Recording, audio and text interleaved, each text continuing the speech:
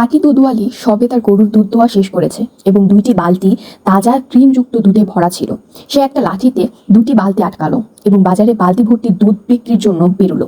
পথে যেতে যেতে সে ভাবতে শুরু করলো তার বালতি ভর্তি দুধের কথা এবং কত টাকা সে পাবে। একবার আমি টাকা পেলে আমি একটি মুরগি কিনবো। সে ভাবলো মুরগির ডিম দেবে আর আমি আরো মুরগি পাবো। তারা সবাই ডিম দেবে এবং আমি তাদের আরো অর্থের জন্য বিক্রি করতে পারি। তারপর আমি পাহাড়ে একটি বাড়ি কিনবো এবং গ্রামের প্রত্যেকে আমাকে হিংসা করবে। তারা আমাকে মুরগির খামার বিক্রি করতে বলবে, কিন্তু আমি এইভাবে আমার মাথা নাড়াবো এবং অস্বীকার করব।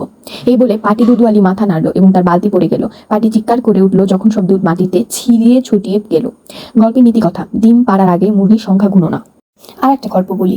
এটি একটি গল্প যা বিভিন্ন মানুষ কিভাবে আলাদা আলাদাভাবে বিপত্তির মোকাবিলা করে তা ব্যাখ্যা করে। আশার বাবা একটি ডিম, একটি আলু এবং কিছু চা পাতা 3টি পৃথক পাত্রের মধ্যে ফুটন্ত জলে রেখেছিলেন। তিনি আশাকে 10 মিনিটের জন্য পাত্রগুলির উপর নজর রাখতে বললেন। এই 10 মিনিট শেষ হলে তিনি আশাকে আলুর খোসা ছাড়াতে, ডিমের খোসা ছাড়াতে এবং চা পাতাগুলো ছেঁকে নিতে বললেন। আশা অবাক হয়ে গেল। তার বাবা ব্যাখ্যা করলেন, এই জিনিসগুলো প্রত্যেকটি উষ্ণ জলের পাত্রের মধ্যে একই অবস্থায় রাখা হয়েছিল। তারা কিভাবে ভিন্নভাবে সাড়া দিয়েছে দেখো। আলু এখন নরম, ডিম এখন কঠিন এবং চা জলকেই পরিবর্তন করে দিয়েছে। আমরা সবাই এই জিনিসগুলোর মতো যখন বিপত্তি আসে আমরা ঠিক তাদের মতো করেই প্রতিক্রিয়া জানাই। এখন তুমি কি আলু, ডিম না চা পাতা? গল্পের নীতি কথা, আমরা একটি কঠিন পরিস্থিতিতে কিভাবে সাড়া দেব তা বেছে নিতে পারি। আরেকটি গল্প বলা যাক। রাজের মন খারাপ ছিল কারণ সে ইংরেজি পরীক্ষায় খারাপ ফল পেয়েছে। তার ঠাকুমা তার সাথে বসলেন এবং তাকে একটি পেন্সিল দিলেন। রাজু অবাক হয়ে ঠাকুমার দিকে তাকালো এবং বলল যে পরীক্ষায় এরকম করার পর সে পেন্সিল পাওয়ার যোগ্য নয়। তার ঠাকুমা ব্যাখ্যা করলেন, তুমি এই পেন্সিল থেকে অনেক কিছু শিখতে পারো, কারণ এটি তোমারই মতো।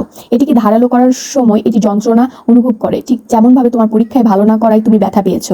তবে এটি তোমাকে একজন ভালো ছাত্র হতে সাহায্য করবে। ঠিক যেমন পেন্সিল থেকে যে ভালো জিনিস আসে তা এটির নিজের মধ্যে থেকে আসে, তেমনই তুমিও এই বাধা অতিক্রম করার শক্তি পাবে। এবং অবশেষে ঠিক যেমন এই পেন্সিলটি কোনো পৃষ্ঠায় তার চিহ্ন তৈরি করে, তেমনি তুমিও তোমার পছন্দ করা কোনো কিছুতে তোমার চিহ্নটি ছেড়ে যাবে। রাজ সঙ্গে সঙ্গে সান্ত্বনা পেল এবং সে নিজের কাছে প্রতিজ্ঞা করলো যে আরো ভালো করবে। গল্পের নীতি কথা, আমাদের সকলেরই মধ্যে আমরা যা হতে চাই তা হওয়ার শক্তি আছে। গর্বিত গোলাপের গল্প শুনতে চাও? একসময় এমন একটি গোলাপ ছিল যে তার সুন্দর চেহারা নিয়ে গর্বিত ছিল। তার একমাত্র হতাশা ছিল সে যে কুৎসিত ক্যাকটাসের পাশে বেড়ে উঠেছিল। প্রতিদিন গোলাপ ক্যাকটাসকে তার চেহারা নিয়ে অপমান করত, কিন্তু ক্যাকটাস চুপ করে থাকতো।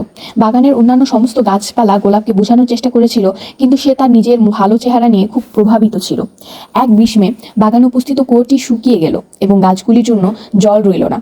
গোলাপ নিস্তেজ হতে শুরু করলো। সে দেখলো একটি চুড়োই ক্যাকটাসের মধ্যে ঠোঁট ডুবিয়ে জল খাওয়ার চেষ্টা করছে। লজ্জিত হলেও সে ক্যাকটাসকে জিজ্ঞেস করলো যদি সেও কিছু জল পেতে পারে। সদয় ক্যাকটাস সহজে সম্মত হলো এবং তারা উভয় কঠিন গ্রীষ্ম বন্ধু হিসেবে পার করে দিল। গল্পের নীতি কথা, চেহারা নিয়ে কাউকে বিচার করবে না। আজ যতগুলো গল্প বলেছি সবটাই শিক্ষামূলক। আমি আশা করব সবাই এই গল্পগুলো থেকে শিক্ষা পাবেন এবং ভালো লাগলে অবশ্যই সাবস্ক্রাইব করুন, লাইক কমেন্ট করুন এবং শেয়ার করুন।